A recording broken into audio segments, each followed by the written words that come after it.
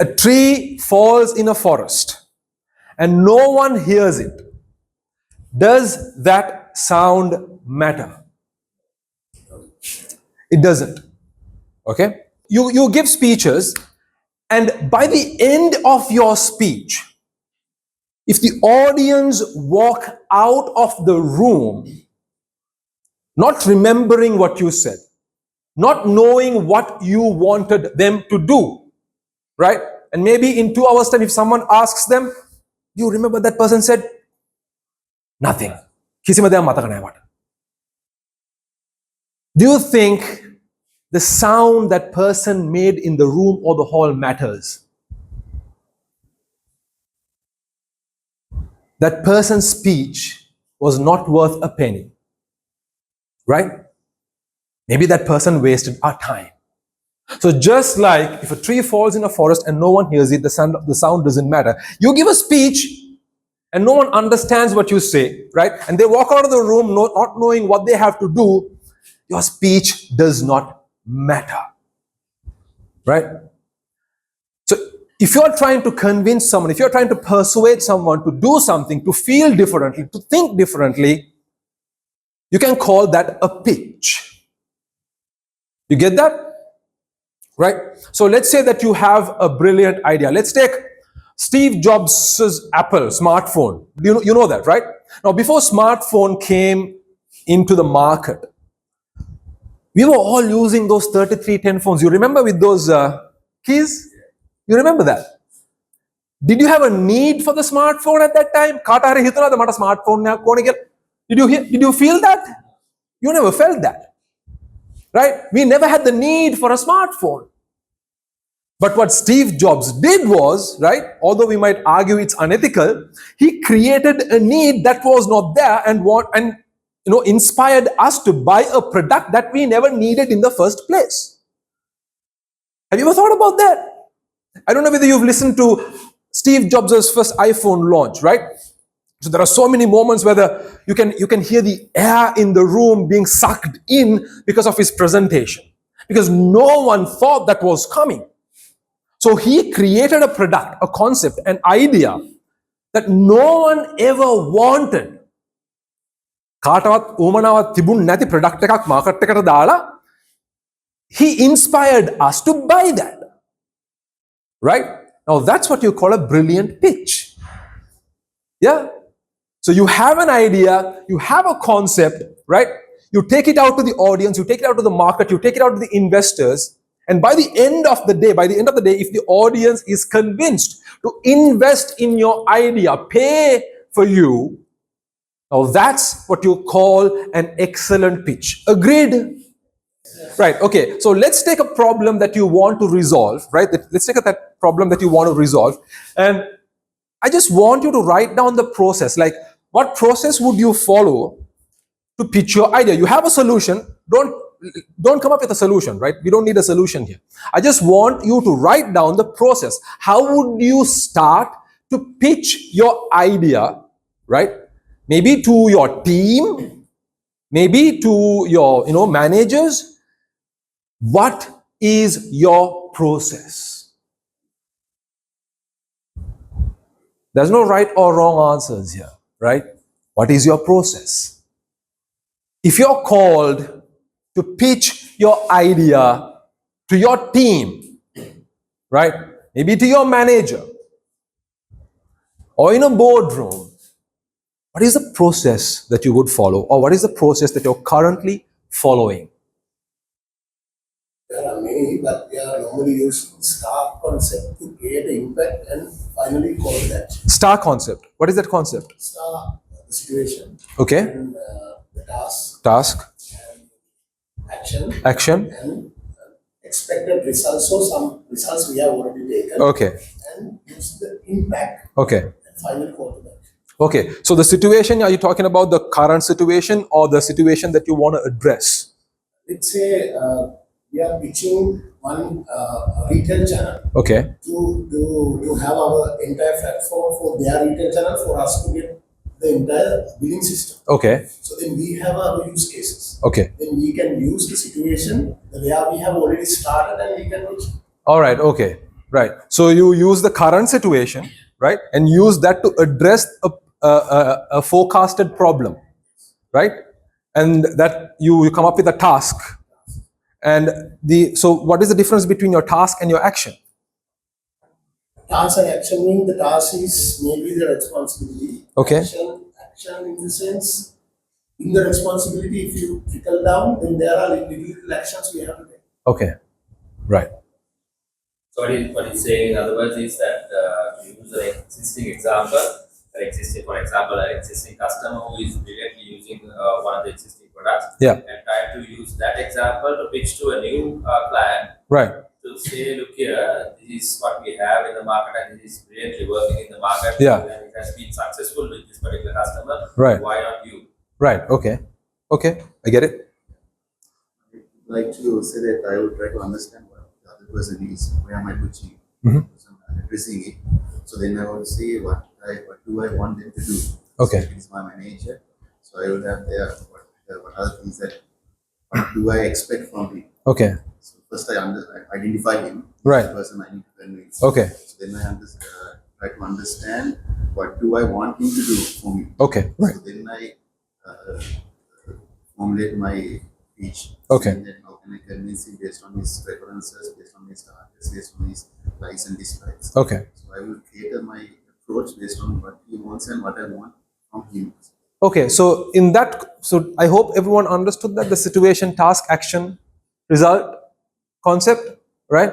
So anyone else who uses a different model? Any different processes you use to pitch your idea, to speak to an audience? So I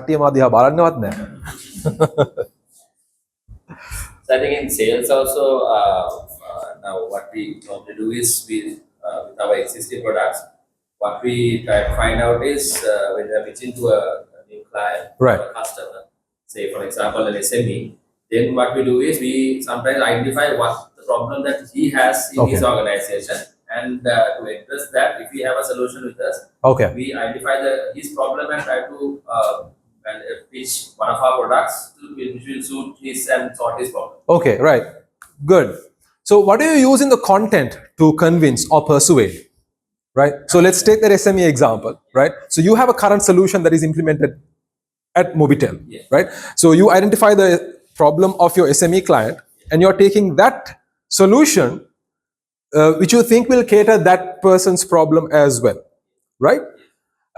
So what are the contents you will use to persuade? Yes. So and then it's like we will. So you have existing data and things like that, right? So what you will use it what?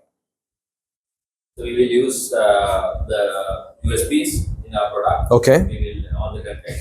We will use examples where it has successfully worked out with the other clients. Okay, right. Then we will use the benefit that he will get, meaning what he will Okay. achieve or what the final result will, how the final result will benefit the problem or the company. Okay. Likewise, so and then the pricing, of course, Right. Okay. of the solution. Right. Let me give you an example, right? I'm going to give you two examples and let's see which one you sign up for, right? Can I take two people from the audience? What's your name, sir? Dhammika. Yes. Dhammika, madam, can you come over here, please? Right. And what's your name? I'm not going to ask you to speak, don't worry. What's your name? Sajivika. Huh? Sajivika. Sajivika. Come, Sajivika. Right. Come. So, Dhammika is here. Sajivika is here, right?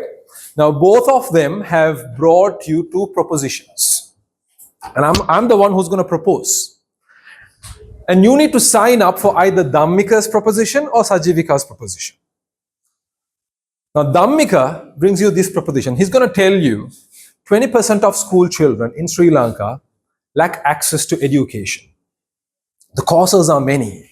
One of the primary causes is poverty.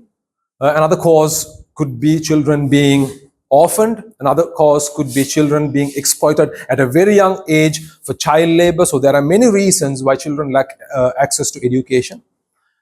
As a result of this, number one, children grow up uneducated. So as they become adults, it becomes a social problem.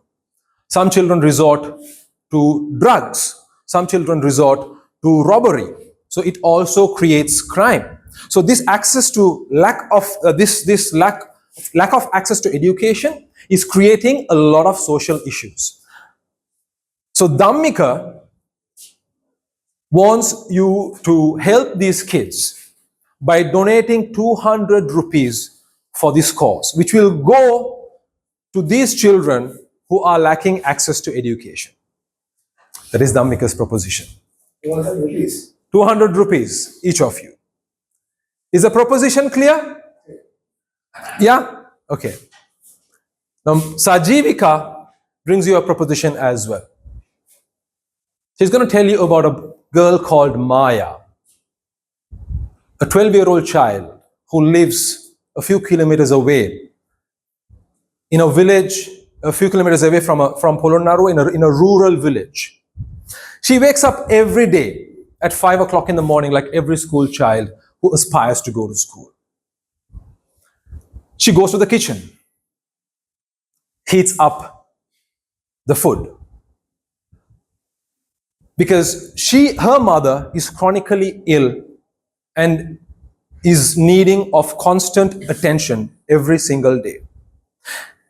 As she looks out of the window, she sees other school children wearing their white frocks, their white shirts, their blue shorts, waving their water bottles, carrying their school bags, and rushing to school, while Maya, still wearing her dirty frock from last night, is preparing food for her sick mother. And not only that, Maya, after giving her mother the food she needs, she goes out of the house. Because although we say child labor is prohibited in Sri Lanka, she is working in a household. In the afternoon, she sees the two children of the household walk into the house. They run through the door, they slump onto the chair, removing their bags and their school bottles, their school bags and water bottles, and chatting away about what they did at school. And Maya, while scrubbing the dishes and scrubbing the floor, is listening to their conversation. Now, Maya is not the only child who suffers because of this problem. 20% of school children suffer because of their lack of access to education. And the causes are many. Like for Maya, it's poverty. She lost her father even before she could say dad. Some children are orphaned. And the consequences, Maya might never grow up like your children, educated to be a doctor, although she aspires to be one. Maya might grow up to be working in a household.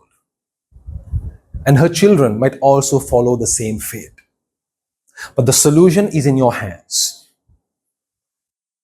You contribute 200 rupees today to Sajivika, and that money is going to children like Maya who lack access to education.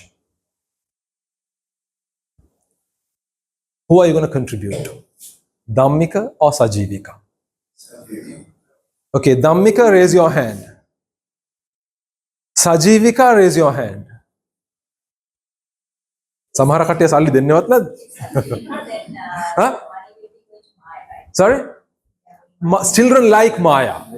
Children like Maya, right? 20% of children in Sri Lanka, the same data, right? So it will be going to children like Maya. 20% of kids who suffer from lack of education, that money will go. Because that's what his proposition was. 20% of school kids in Sri Lanka lack access to education. So if you give money to Dhammika, right? It will go to any of those 20%. If you give money to Sajivika, it will go to any of those kids like Maya, who are among the 20% of kids who suffer because of the lack of education. Once again, Dhammika, who will give 200 rupees to Dhammika? Maya. Sorry, Sajivika. I've just gone into the story, right? Okay, so Sajivika, I think predominantly Sajivika, right? Thank you, Dhammika, thank you, Sajivika, right? Now, why Sajivika? What do you think was the differentiator? Reason is the way you brought up the story. And the anecdotes and the emotional bonding, definitely we will connect with that story. You will definitely connect with that story. Okay. Do you agree with that? Story was the differentiator. Now, although we know that the story was the one that differentiated, it was the USP here, right? But how often do we talk about storytelling in pitching? How much importance do we give to storytelling in pitching is the question. Although that is the USP in your sales or pitches or your speeches, that is going to be the differentiator. There was a time where we used to believe we are logical beings. We take data and make decisions, but it's difficult to make decisions with data. It's very difficult. Almost impossible. Because as human beings, you will always connect that number to a story that you know, right, to make a decision, or the story that the other person is telling. You can look it up, right? There are ground-breaking researchers. One, of course, from Antonio Damasio, and another from Babashiv from Stanford, right?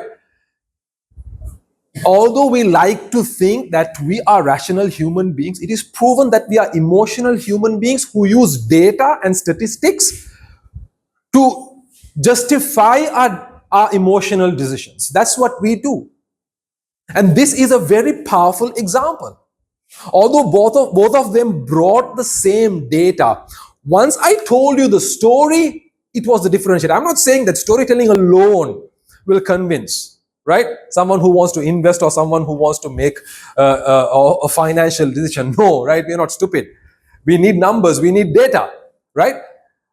But what storytelling does is it reinforces the decision. Have you ever heard of have you ever told yourself, I feel it here, my gut feeling, right? Have you ever felt that? My intuition. You're not feeling it here, right? You're feeling it here, right? In your brain that makes emotional decisions. But you feel that in your gut. And when you have the numbers to support that, you go for that decision. That's what you do, right?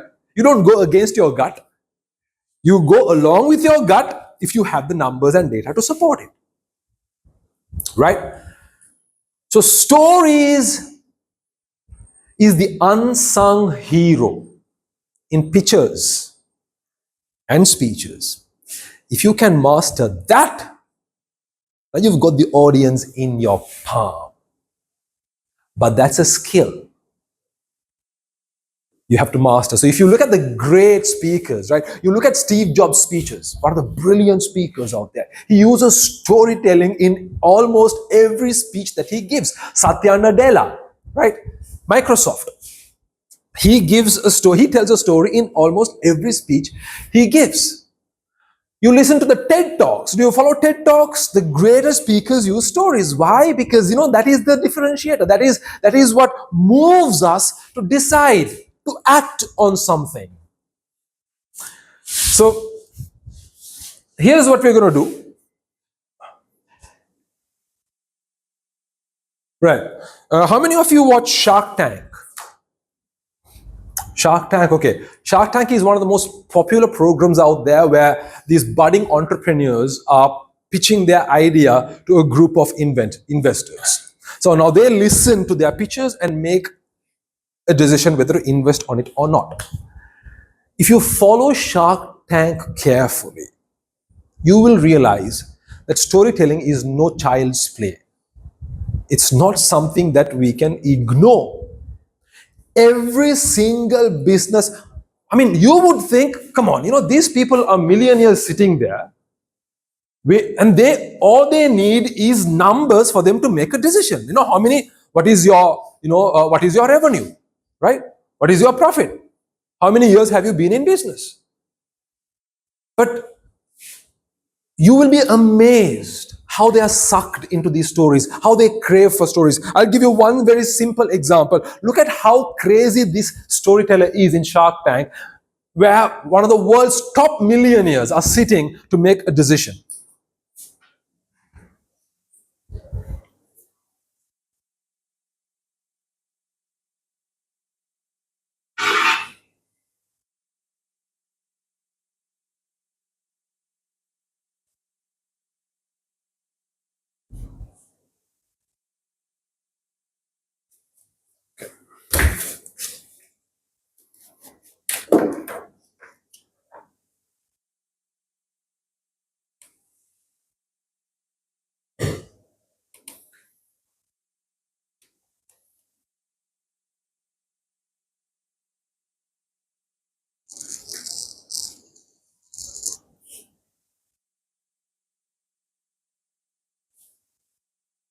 The tank is a dual-purpose product with convenience in mind.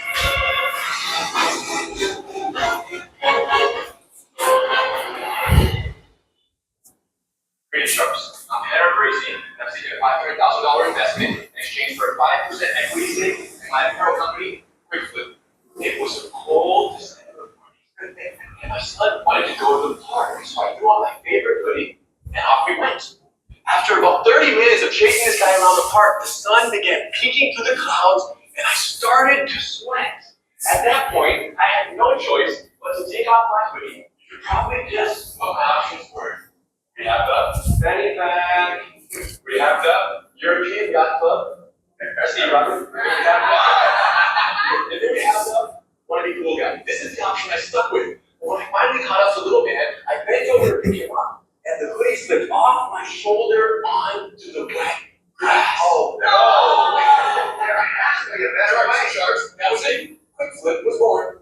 Check this out. Flip it, touch it, shake it, and voila! In a matter of seconds, using our proprietary conversion technology, we can turn any outerwear garment into a fully functional backpack in a flash. With our slide and bind technology, you can adjust the pack to keep it safe and secure during literally any activity, even jujitsu with your brother. But wait, there's more. You can store anything you want inside the backpack. And when the temperature drops, simply reach in, take out your stuff. With one hand, Sharks, count to 3. It's too late, we're already back to full on. Functionality in a matter of seconds. You want us to leave? We can step out. All I need are my black belt business partners to help me submit the